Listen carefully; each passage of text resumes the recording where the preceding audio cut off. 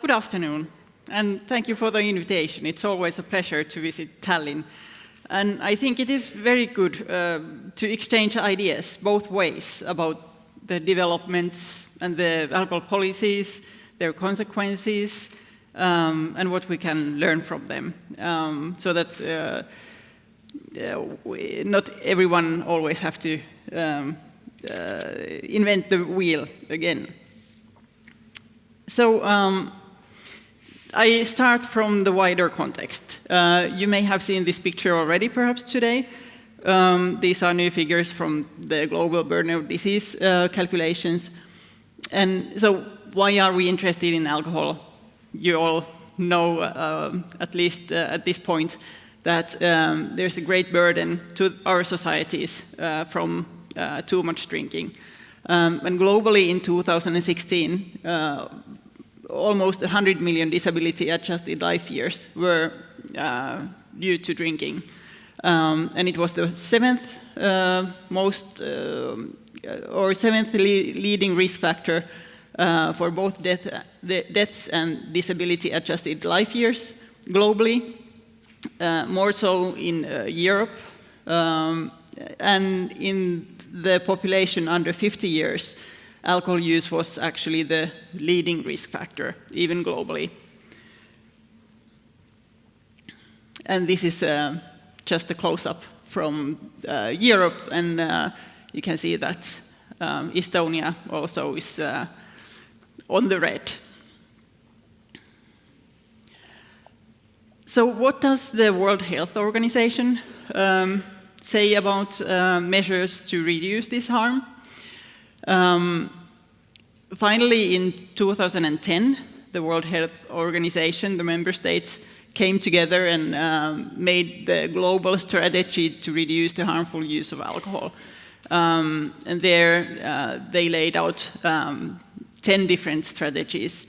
But these have been even more concretely handled in connection with the non-communicable diseases framework. And there they have laid out 3 best buy methods to reduce the harm from alcohol. And they are increasing excise taxes on alcoholic beverages, banning or comprehensively restricting alcohol advertising, and restricting the physical availability of retailed alcohol. Also, the OECD, which looks at this question from the economic perspective, have arrived in relatively similar conclusions. Their recommendations from 2015 included brief interventions in healthcare, raising alcohol prices, especially the cheaper segment, and regulating the promotion of alcoholic beverages. So alcohol taxes and the price of alcohol clearly is in these global strategies a very central point.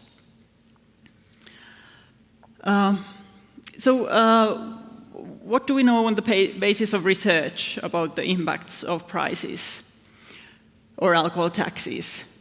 Alex Wagenaar and colleagues in 2009 made a systematic review and a meta-analysis about all the various studies that are out there on these impacts. He found more than 100 studies which address the impact of either alcohol taxes or alcohol prices on consumption. And altogether, he put together more than 1,000 estimates about these connections. The price elasticity estimates from these meta-analyses, and price elasticity means how much does consumption decrease if the price is increased by 1%. And for beer, it was about 0.5%. For wine, more than that, and also for spirits, 0.8% for each 1% increase in prices. And also he made a second meta-analysis on the connection between alcohol prices and taxes and alcohol-related mortality and harm. And that confirmed that there is a connection from the prices to harm as well.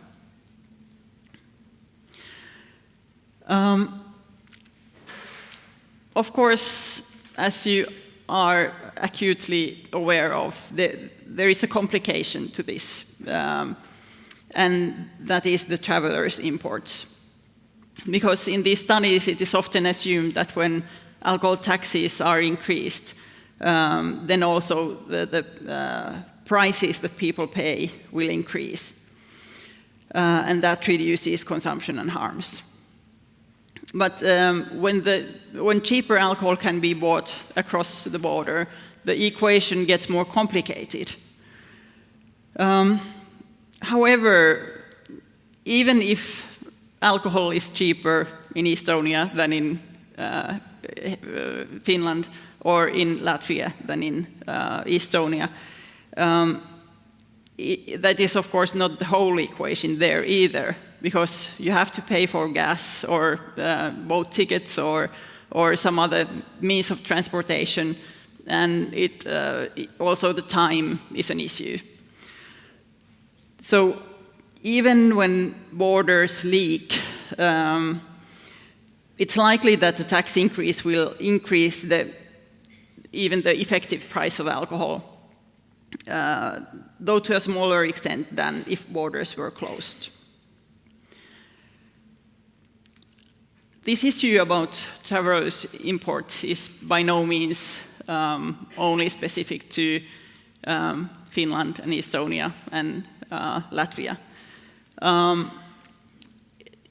Always when there is a border, so that on the other side of the border alcohol is cheaper, or any other commodity, there will be tourist imports. And this is the case from Germany to Denmark, from Denmark to Sweden, from Sweden to Norway, to some extent also between the border of Sweden and Finland, and from Estonia to Finland and from Latvia to Estonia. And to a smaller extent also from Russia, but because it's not in the EU, it's a smaller problem.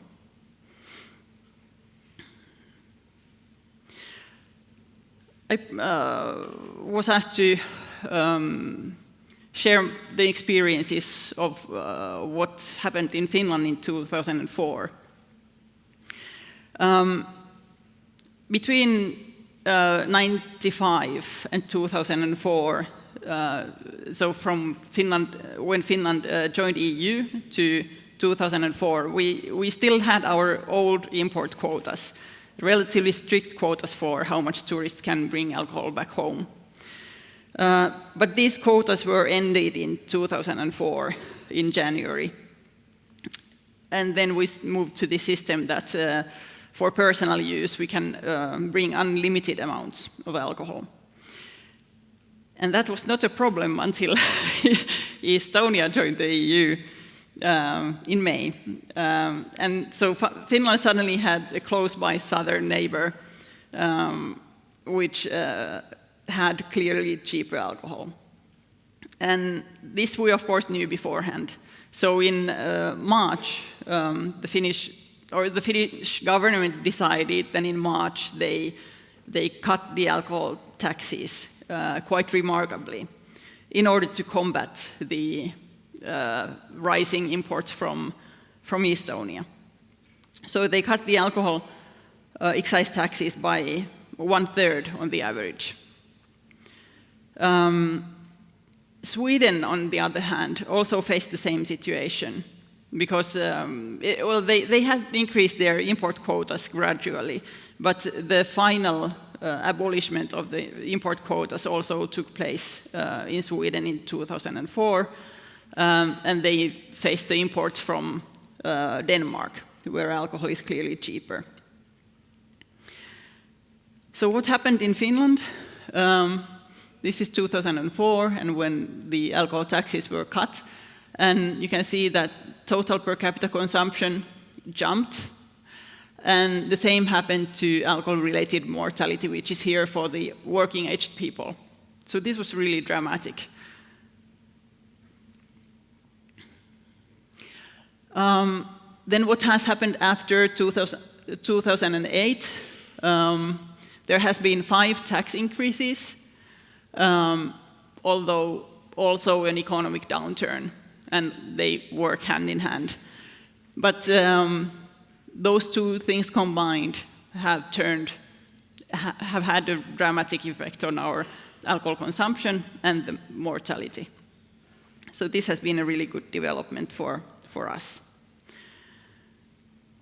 The experience in Sweden was that, well, already before 2004, because they had abolished or increased the alcohol import quotas gradually.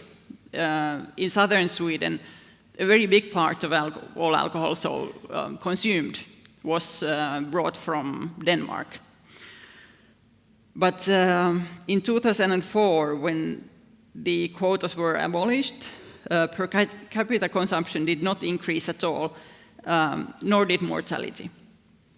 And so the general conclusions, I think, in Sweden and in Finland has been that Sweden made the wiser choice of not cutting down the alcohol taxes.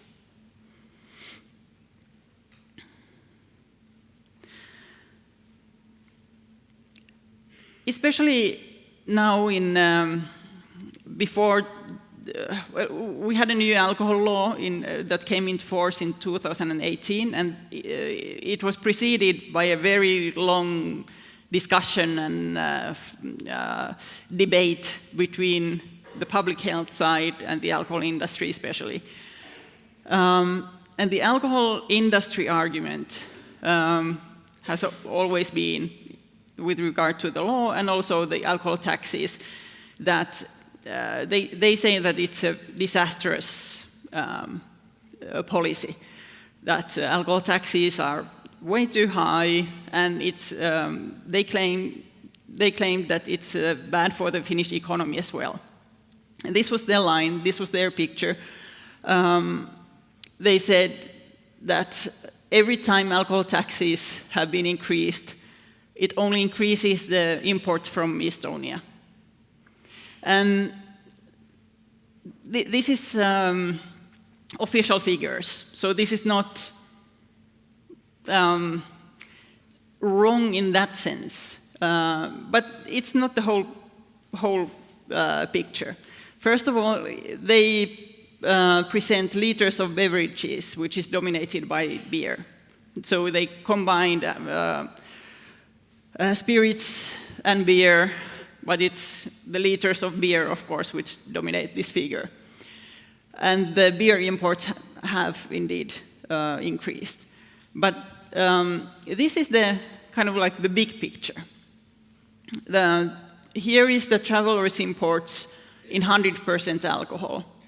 And that too has increased, but it's relatively small increase compared to this decrease in the per capita consumption. And these arrows show where the alcohol taxes have been raised and here cut. So for every liter of increased imports, there's been much more decrease in alcohol use within the borders, because the imports are, after all, only a small proportion of all alcohol use. And here you have, here you have the tax revenue, and you can see that when we cut the alcohol taxes by 1/3, it made a very big impact on our tax revenues. It was bad for the economy, whereas all of these tax increases have been good for the public economy and tax revenues.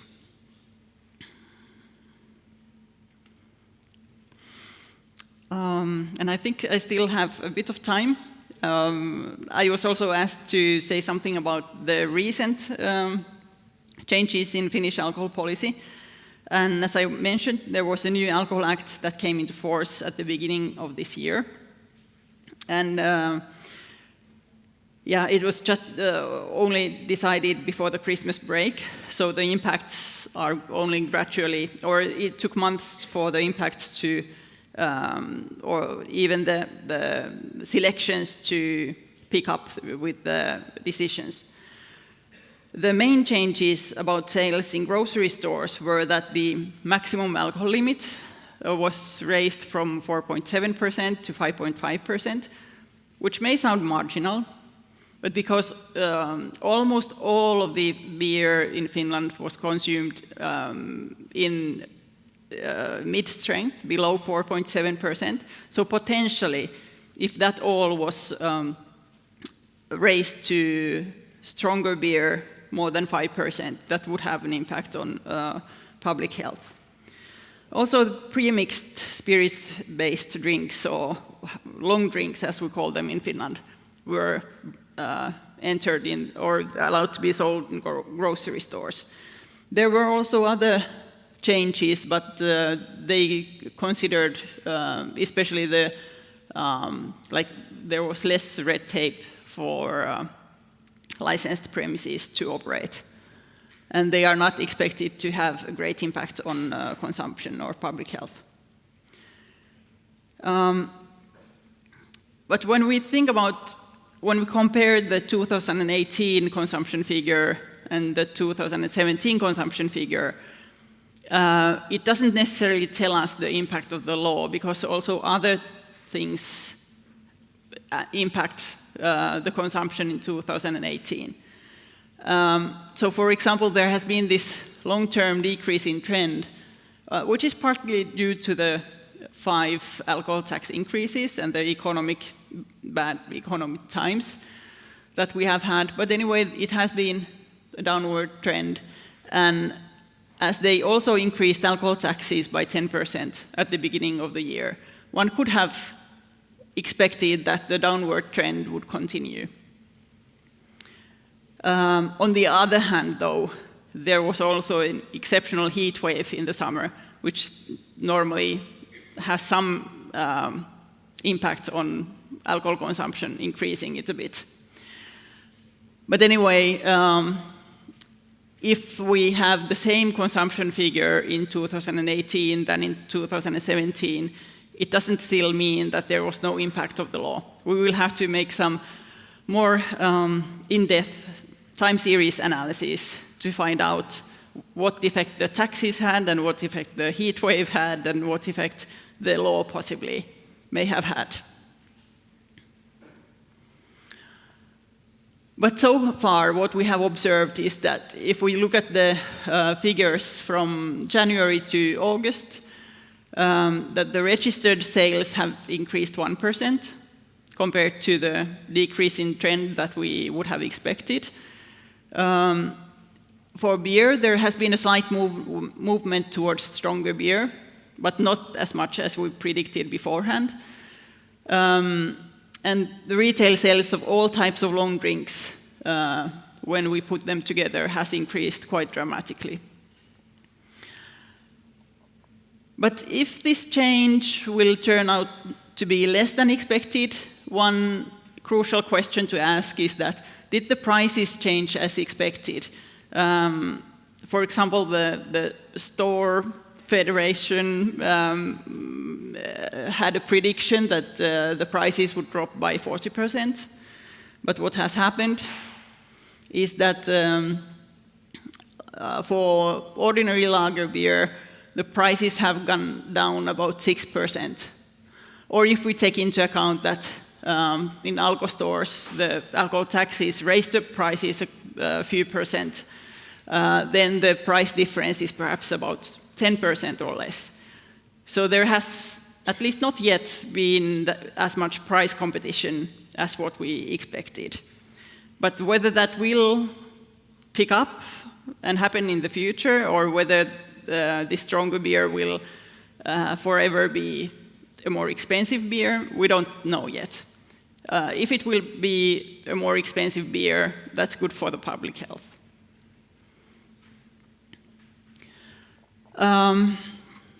The newspapers started already in February asking us, like, what was the impact of the law? And of course, it does take much longer than that. For example, in 1995, when ciders were introduced in grocery stores, there was a 5-year period when the cider consumption increased. So we have tried to tell the newspapers that you will have to wait, but they are not very good in waiting. And this is my last slide. So even the short-term impact will be better assessed for the whole of 2018. And the better estimate of the more lasting impacts, I think we will have to wait for at least 2 to 3 years more. And we'll have to fit this time series analysis to be able to tease out the impact of the law from the impacts of other factors that affect consumption. Thank you. Thank you very much.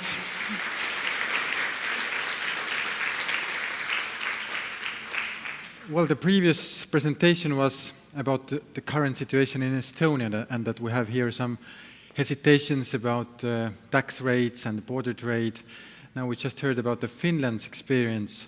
What would be your recommendation for Estonia? How should we proceed in these matters?